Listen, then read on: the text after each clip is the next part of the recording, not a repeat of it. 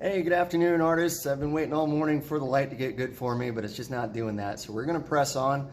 Today's video is going to show you how to deal with the forms of the jaw, cheeks, and forehead. And we're going to deal with that mysterious substance we call our hair. So take a look at this. Remember, these videos should be treated as a way to catch you up and really deepen and clear up your understanding of what to do from the handouts in the packet that I prepared for you. So if that's already clear as mud to you, go ahead and continue what you're doing. This should not be treated as, oh no, I have to go back and fix everything I did before, so much as, yeah, I'm going to be really extra prepared for the final version of all this work where I draw my family portrait. Okay, so let's get right into it. I'm going to get a little bit more in depth and perhaps teach you in a little bit more detail than I usually could in class. Because our time is so limited there. So hey, silver linings. The first thing that I'm going to start with is a little bit of what the bone structure is, because if you really understand this, you'll be able to pick it out on a real person and extract more likeness than you could just from zeroing in on things like the eyelids and the shape of the nose and mouth. There's a lot more likeness to be had. There's sort of chicken on the bone, if you will, by learning the bones of somebody's face. So here we go. The first thing I want to show you is kind of where the cheek comes from. There's a bone underneath there called the zygomatic bone, and it starts over here at the temple, okay, this temple right here, and kind of comes down and does something cool like so, okay? So there's your zygomatic bone, and if you picture that in there, it gets really easy to figure out where the hill and where the valley is once we put in the jaw. So I'm going to show you the jaw real quick, okay? So if we have this right here is going to be, I'll talk about the mandible in just a second. Okay, I'm sorry, the mandible is the jaw. This is the maxilla. Okay, I'll talk about the maxilla in just a second. So here's our mandible. This is what we chew with. Okay, and this is going to go down like so. And let's see, there's a piece of it behind here. Okay, but then it's going to form our jaw. It's going to form our chin. Okay. And so forth. And of course, that brings us right into our zygomatic bone on the other side. Okay. So right now it looks like we're drawing some sort of Frankenstein's monster with no skin, or maybe a Titan. You guys know Attack on Titan, right? So this is what I wanted to talk about really quick, because if you understand that there's a jaw tucking behind, so here's a jaw, right? If you understand that there's a jaw tucking behind a zygomatic bone, that means you're going to understand this little valley running back too. And the fact that it's a valley, and we're going to shade it in. So here is right here where you can look for some likeness. It's how much cheek flesh is coming out over this little valley. And if you can catch that on somebody, you're going to form like this little funky triangular almost wonky shape. It's going to be like some sort of trapezoid, or I don't know, I need Mr. Webster's help to tell me what you call this. Okay, so that's also like if somebody's been, I don't know, walking in the desert for a bunch of days, you can find their likeness. Perhaps they have pretty sunken in cheeks, and that would be more of this form right here, sinking down. So this is a big, big place you can make money as a portrait artist. Being able to really carve in and figure out what's going on with the shape of somebody's head. draped over the bones that construct it. Okay, so cool. We've basically got the outer part of the cheek. Now let's talk about this little valley right here under our cheek muscle. We drew this special triangle over the nose to find the corners of the mouth for a reason, because the cheek muscle comes over the zygomatic bone, and it's going to kind of, in a curvy fashion, meet up right here. And again, we have an opportunity to figure out how much flesh somebody's rocking based on a lot of factors, but how much flesh they're rocking from here to here. Okay, so it could be something like this. It could be something more like this. Okay, look at the real person you're drawing and let's figure it out. That's where we're going to extract a lot of likeness again, right there. Okay, so I'm going to go with something kind of in between. And this turns into a little descending, that means going down, plane of shade. Cool. And of course, I don't want people to look like they are paper cutouts. So once I have things figured out, I'm going to get rid of a lot of this extra heavy line or hard line. And I'm going to turn things into smoother shading. Okay. Even right here, I don't want that hard line. I want it all to just look like we have some shadows underneath the hills. Just valleys. Okay. You can see this is starting to form up kind of more like a real person you might be used to seeing. Maybe somebody you know. Okay. As we get down toward the chin, it does kind of stick out from the rest of the jaw. The jaw kind of does this funky thing where it looks like some sort of bracket or hook as it goes back. And you'll notice you have corners of your jaw back here. Okay. And again, lots of different ways we could see this on a person because of what happens over the bone. Okay. So pay attention. If somebody has a square jaw, we want to square it up right here. Screw up. Okay. If somebody has a rounder jaw, we want to round that up. Okay. And then over on the other side, I'm not going to take up time on this video kind of refining and shading that. I'll leave that to your imagination how to get that evened up on both sides. Okay. Because we want to go up here on the other side, and I'm going to start with the temple. Remember, the temple is formed by the frontal bone of the skull and the zygomatic here joining up. Okay, so frontal bone of the skull is like this piece. Okay, you can think of that as like your skull's shield almost. Okay, so if it's like a knight and it's got a shield that it's holding out to protect itself, that's what your head is doing right here. It's got this shield to protect your brains, very important piece of your body. So this thing is reinforced and kind of hardened and rounded so that it can do that job. And it's just going to kind of stand out in the middle right here. Okay, cool. You can think of that as a series of angles as well. All right, and then we have our temple formed by where the little side piece of it behind, okay, and we might be getting back to the next bone. What is that one called? Is that the, might be the occipital. I think the parietal is the backbone of your skull. At any rate, we have the next bone back here. So there's a question for maybe Miss Leary or Miss Allen. Is that the occipital or is that the parietal? I think the parietal's in the very back of your head.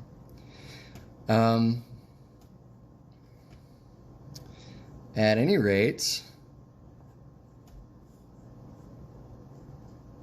we're going to kind of put that valley in there around it just like we did back here with the jaw. Okay, so this looks, again, like something maybe we can imagine the shape of a hill, but we understand that's really a valley because it's going backwards in space. And I'm going to shade down that a little just to show you that. Okay, really you don't need to do that step most of the time because you're going to draw hair over the person. If this person's head is shaved, then you would. Okay. And we are, speaking of hair, we are just about ready to kind of show you what that does. Hair is really, really tricky because we're used to thinking of it like it's a whole bunch of lines, which it kind of is. But if you start with that approach, the problem is you usually get something that is not very accurate form-wise. So we're going to think of this as chunks of form first instead. Okay? This is another one of those Jedi kind of backwards thinking things that Mr. C teaches you to help you get your head around some tough stuff. Okay, so we're going to think backwards. We're going to think of this as form first. Most people's hairlines are not way up here. Okay, they could be, like if we're drawing comedian David Cross and he's got the kind of male pattern baldness, his hairline would do something like that. Okay, that is not most people. Most people's hairline is going to start right about here, middle of square 2. Okay, and that is another spot we can get some likeness, like if somebody has a widow's peak. I'm going to start with that. Okay, if somebody has maybe a shorter forehead, it's not really that their forehead is shorter, it's simply that their hairline starts a bit lower. Okay, if somebody has a bit of a higher forehead, we say, but again, that's not anything to do with the bones, it's just where the hair starts.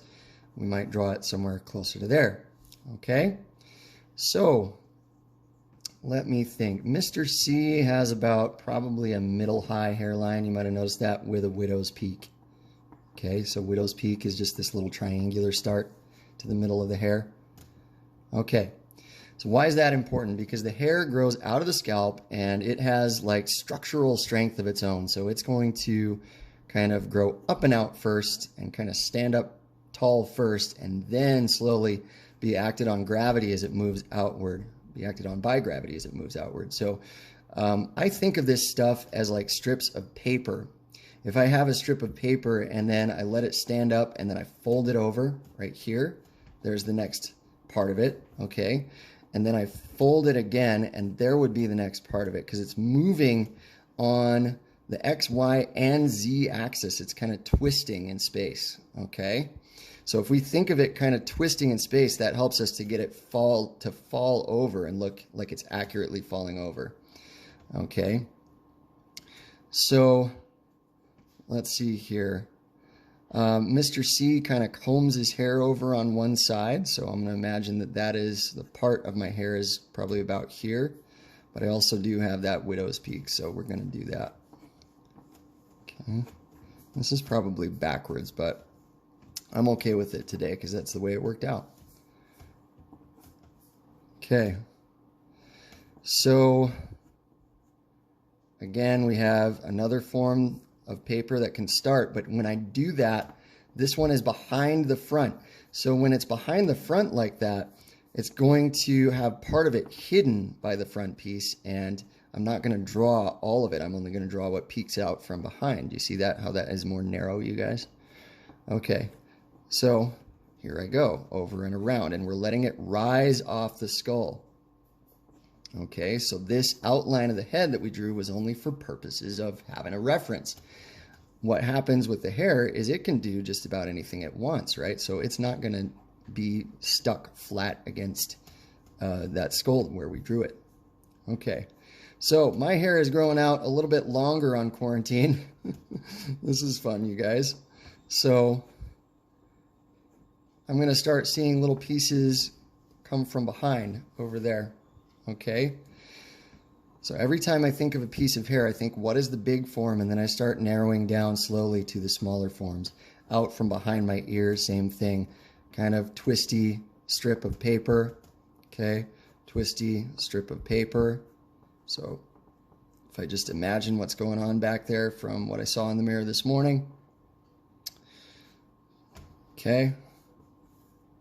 And then we got to deal with my comb over here. So the fact that I have a widow's peak means that that is going to be a little bit off center from where my hair would naturally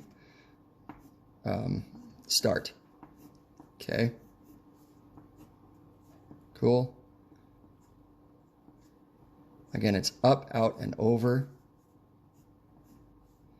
And if I have a little volume in my hair, which I do, I'm going to imagine some of those pieces rising up just a little bit more, especially as we get further back. We can imagine we're traveling toward the back of the skull, and we're just layering things one behind the other, sort of like slices of bread in a loaf of bread. Okay.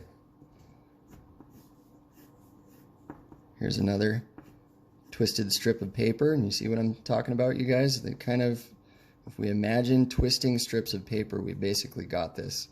That is too low for where it sprouts out of the follicle right there, so I'm going to correct that. Okay. So underneath we can kind of shade darker on this front piece to give us the impression that it's folded under when I comb over. Okay, and then same thing, there's a little piece right here. Okay, as we go back in space, or as we get the pieces that are folded down from the hairlines, I can shade those more, because if light is coming from above, again, those are going to catch less because they're not at a good angle to catch it. Okay, kind of think of like a baseball glove or your hands if you're catching a ball. They've got to be pointed underneath the object they're trying to catch, right? So if they're not doing that, then they're not going to catch it. Same thing here. If this is tilted the wrong way to catch this light, it's going to stay darker. Okay, same thing over here. Now, what I'm going to do is, just for a second, I'm going to pretend I have an asymmetric haircut so that you guys can see what happens when we have like buzz cut. Okay, buzz cut is just some extra volume that comes out from the skull, and that's all it does. Okay, so I like to imagine most people's hair parts are a little bit irregular. Okay, that tends to lend a little bit more real life to it. Then I'm going to imagine this plane right here where it sticks up away from the head. Okay, and this plane here, and this plane here. Okay, as we're traveling down the face, and then we've got to come back toward the temple a bit. Okay, and the buzz cut, however long we set the clippers to, that's how far out from the skull it goes. Okay, then we're away from the light over here, so I'm going to draw this kind of like grass. Okay, and I'm minding direction. Do you guys see this? Very important that we mind direction. And of course, more shading as we get further back.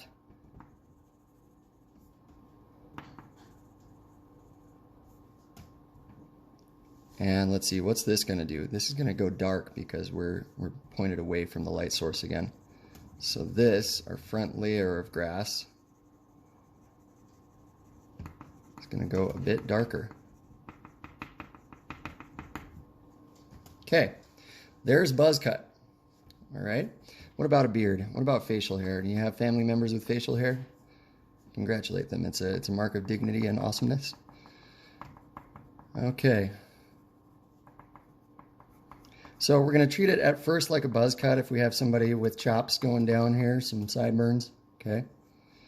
And then we're going to start seeing, okay, where does that attach? Does it start right here? Yep. All right. Does it start right here? Yep. Okay. Then volume again. And let it zig and zag a little bit, because that's what a lot of facial hair does. Okay. Mine, if we're drawing mine, kind of comes in like so. Okay. And this is what's going to happen. All right, before I even get to that, let's deal with the neck. Okay. The neck is what happens with your muscles. If you reach behind your head, you're going to notice two really knobby points where the bottom of your skull attaches to your neck. Okay. And if you trace the muscles around, meaning kind of feel down the muscles, you're going to notice they actually twist all the way around and they come back over here. Okay? So here we have kind of a space for our Adam's apple, right? If we got one of those, or just the middle of our throat, we'll call it that. Okay? And then behind there, we have the trapezius muscles going to the shoulders, okay? So they kind of look like that. And together, the neck forms this funky kind of hourglass. On some people, that's going to look really rigid if they're a very muscular person. If they're not the most muscular person in the world, that might look a little softer. So you've got to decide. Okay. How square is it? How soft is it? Okay. So there's the neck. And now that I've dealt with that, I'm a little more comfortable continuing on with the beard. A beard, again, it's like an outer form, an outer shape, and then we want to figure out what's going on with the actual hair of it after that. So mustaches, like we said, they follow the upper lip. So I'm just going to do that with the mustache and let it go down. Do this with the mustache. Let it go down. Whoop. Gotta let it be tall enough, Mr. C. Come on now. Okay, remember that all this stuff has its own volume, so if we can get it to kind of curl up and over things a little bit, that helps.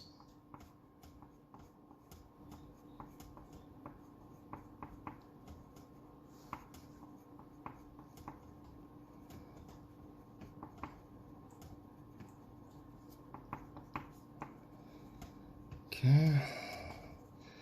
It is at this point that I'm going to start just kind of shading around it as though it is blobs of stuff. Okay. Try to look for anywhere there's a pocket between things and make that a shadow, make it a valley. Okay.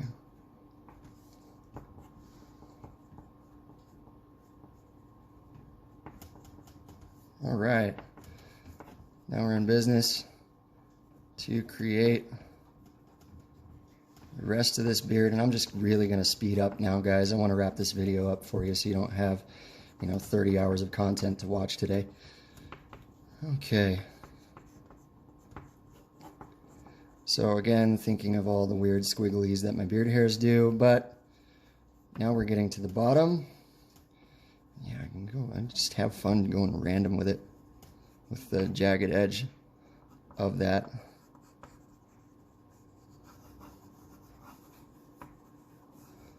And I'm going to do more of these weird jagged lines. Try to even this up. Come on, Mr. C, be a better barber than that. There we go.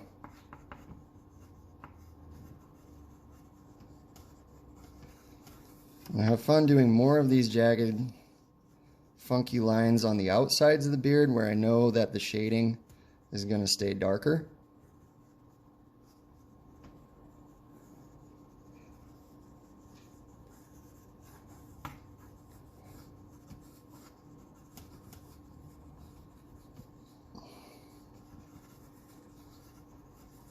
So once you have form figured out, yes, then it's time to do texture, but really not before that. You don't want to mess yourself up by starting with texture where there is no form.